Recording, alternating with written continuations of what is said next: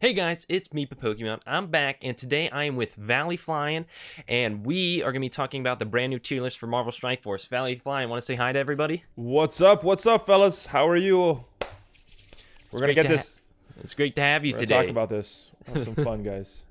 It's been a bit since our last tier list, and we have 6 new characters that have come to the game, and then we had one big change to 5 characters, that being the Defenders. We're going to talk about all of that today. So I guess first off, we're going to go relatively in order of release. Storm, let's talk about her. So what are your thoughts on her, ValleyFlyin? I put her in the C tier of my tier list. What do you think about Storm? If you look at her place in the overall game, she's really strong at one game mode, the raids. And if we were talking raids and using that storm strategy just to nuke that end boss, you would have to move her up. But if you look at her in some of the other game modes, she's not as strong in Blitz or Arena. So right around C is right around where she belongs, I think. Maybe B because she excels in raids, but I'm fine with you putting her at C. Yeah, for those of you that don't know, she relies heavily on that charge system where slowly as she fights, she gains charges. But what's nice is in raids, she maintains those from battle to battle, so you can nuke one node. But the problem is there's a lot of buildup. And for some of you guys at home who have watched my videos, I'd classify her as one of those homeless characters right now where she doesn't have enough of those X-Men characters to really play off of yet. I think one day, once we have a lot more X-Men, she's going to be a really great character. But right now, she's just sort of sitting there. Really great in one specific part of the game, but I wouldn't consider her a priority to rank up. Yeah, I mean, unless you're doing that one strategy in raids, and you've already built many other teams that you could win in other game modes. All right, well, next up we have Loki. I put him in the A tier, and no, what's interesting about him is he's not really farmable. He's only really been in the premium orbs so far and a couple of blitz. So what do you think about Loki? He's a very interesting character. Very strong character. He started out as a good character. They buffed him up to this really awesome character, and then right before he became I guess farmable through premium orbs, right? Yeah, like farmable quotations. So yeah, right before they released him, they toned him down a little. And he's a good character. I think he belongs in the A or maybe S tier, but very good character. Does a lot of damage, gets that defense down, and then he has these minions that he calls and protects everybody with that stealth. So no, I think he's a very interesting character. The fact that he sort of mind controls the enemies, the stealth for all allies, it's very unique stuff that you don't necessarily see in a lot of characters. And I think that gives him a great spot in the game, especially with him having the Asgardian tag, which is something we very much need in this game. So that's why I think Loki's such an awesome character.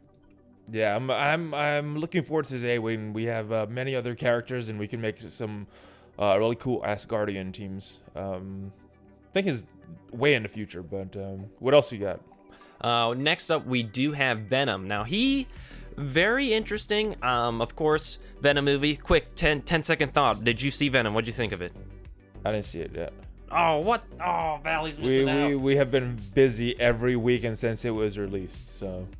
Well, I enjoyed Venom, and I equally much so enjoy him in the game. I think he's a very fun character to play with how many debuffs he applies to his enemies. And then with the fact that he can spread those throughout the entire team, well, roughly the entire team with Corruption, his ultimate, I just think he's a really incredible character. I just don't think he's incredible enough to be A or S tier, but I really enjoy using him, so that's why I put him in the B tier. What do you think about him? Yeah, I think B is a good place for him. Maybe even dropping him down to C. His kit looks very good. His kit is very strong. His one problem is his speed, though. He's just really too slow to make full use of it. And yeah, his special very strong with that orange ability, where you're starting to get 2 turns of bleed. One of the best ones, but I'm really hoping that they adjust his speed down the road to make him a really more dangerous character. And kind of one of his weaknesses needs to be run with Spider-Man, because his focus is actually a little low to apply all those bleeds that you want. Yeah, for those of you that don't know, if he runs with Spider-Man, he gains 100% focus, so that's sort of a synergy between the two, which is nice to start seeing some synergy come through with some of the more Spider-Man focused characters. So hopefully Venom, along with Storm, sort of a homeless character. Maybe one day we get some more symbiotes, maybe one day we get some more Spider-Man characters that can then synergize with each other. I could see a future where Venom actually becomes extremely useful. I've been hearing rumors about more characters in that world. Some murmurs from some big streamers. Yeah, you know? there's gonna be unleash some kind of carnage, some ultimate carnage coming down the road. That's I would be is what I'm hearing. I'm liking what you're hearing.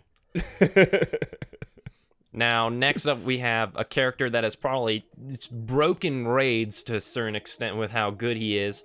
Ultron. He's come to the game. Now, nobody has him, right? Because they haven't opened up that second tier to Dark Dimension yet. No, I think they're holding off on opening that next tier. But once that's released, I'm sure some people will pass it and be getting one of the best characters in this game. I mean, some people argue that he should be in a tier of his own. He is... Oh, man, he's so painful to go against. Ultron is just ridiculous. He is... Oh, my gosh. One of the strongest characters in the game. Yeah, if you have a place above S, probably belongs there.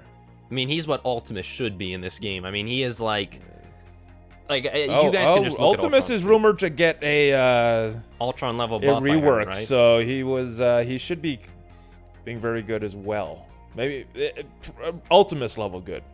Yeah, this is... Oh my gosh, it is... He just... man, he's a mess to go against. I'm sure everybody here has gone against him in raids, and you know firsthand how crazy he is. Luckily, he's not in anybody's teams yet, but it's not going to be too much longer until you're going to start seeing him in the arena and Blitz, and oof, it's going to be an interesting team to go up against. Yeah, there's some interesting teams now that rely on a lot of synergy. Be very interesting to see where he would fit in the meta when you start seeing him. Maybe like a Crossbones, Vision, you know, sort of like a tech team maybe? I don't know. It'll be interesting to see what happens with Ultron. I do like him with Vision. Yeah, probably Star-Lord replacing someone in that tech team. There's stuff to think about for the future, guys. Now, one thing we have had sort of been building up in the game is the Brotherhood of Evil. We've been getting some of them slowly, and as of this recording, we only have Mystique and Sabretooth out. We know Pyro, Juggernaut, and Magneto are coming down the line, and Magneto's going to be sort of crazy. He's going to be buffing that whole team, but we do not know what that is like yet without Magneto, so we're just going to be sort of looking at Mystique and Sabretooth on their own, but keep in mind, if you're watching this video a month down the line when Magneto's out, Mystique and Sabretooth are probably going to be much, much better. And also in our tier list, you're going to see Mystique and Sabretooth sort of look a little different from everybody else. That's because we cannot find a transparent JPEG of their profile picture, so don't mind these sort of what would you call these temporary pictures? Other placeholders. Yeah, placeholder images for them. But Mystique, I put her down in the C tier on her own right now. She's not looking all that incredible in my opinion. She has some fun stuff that she can sort of shapeshift into one of the opponents, and then sort of attack, like get your enemies to attack each other because they don't know which one's the real one. She has some fun stuff with stealth, but I don't know. She looks okay to me. There's just nothing that I saw in her kit that really made me go, wow, like that's a character we gotta rank up right now. What do you think about her, Valley? Yeah, against certain teams, she is a nightmare. You know, you run a stealth team with the Hand, you run a Black Widow or some other stealthy character, she can be a nightmare for that team. You know, the Hand Sentry team, she's a good counter for that. And then she has that Loki-like move where you're causing the enemy to do their own damage. The stronger the enemy's attack is, that stronger that attack is. I would probably start her off in the B category. Bump her up slightly. I don't think she's meta changing yet. She probably will play an important part in that Brotherhood team, but on her own, B or C, pretty fitting, I would say. Now, I'm excited to see what she looks like once we have the whole Brotherhood team to combine, because I think she's going to be sort of similar in terms of Black Widow, where it's more what she gives to the team and less of what she's doing to the enemy team. So I don't know. I'm intrigued by Mystique, and I'm excited to see how she sort of turns out once Magneto's out in the game. But Sabretooth, holy cow, Sabretooth. We're going to be getting an event campaign for him soon. I put him in the A tier. To me, he just looks like a better Wolverine. What do you think of him? Yeah, I would say he's a better Wolverine. I don't know if he is that much better to bring him up to A tier. I don't even know if he would bring him up to B tier because he is just a little better version of Wolverine. His moves are a little better. And we're talking on his own. Obviously, in the Brotherhood, he gets some synergy and his moves get a little more powerful. But on his own, I would put him like in the high C class. Dang, brutal on Sabretooth. Where I would put Sabretooth. him, yes. So explain why you're so high on him. I'm really like his numbers. I think the whole idea with Blood Rush, how he does 380% damage, apply bleed for 2 turns, chain from 4 to 5 targets, still maintaining a ton of damage with bleed. I think that's really incredible with Thrash. I think just the fact that it does bonus damage against taunt, well, piercing. I think he's sort of like a tank buster. He just looks really incredible to me. I think his damage numbers are very impressive, and I'm really excited to get to use him in a Brotherhood team. Yeah, I mean, and in a Brotherhood team, I'm sure he's really, really good. And like I said, a real important part of that team. But I just don't see too much difference between him and Wolverine, because Wolverine has bleeds on all of his attacks as well. Wolverine has a little higher base damage. Sabretooth's base damage is a little low. He does get that bumped when he's in a full Brotherhood team, but again, you're taking the team composition and synergy into consideration exactly for that. So yeah, in a Brotherhood team, he will get his base numbers of damage a little higher. But right now, just on his own, if he's not in that Brotherhood team, his base damage is very, very low. Even though those percentages look nice, that's why I'd bump him down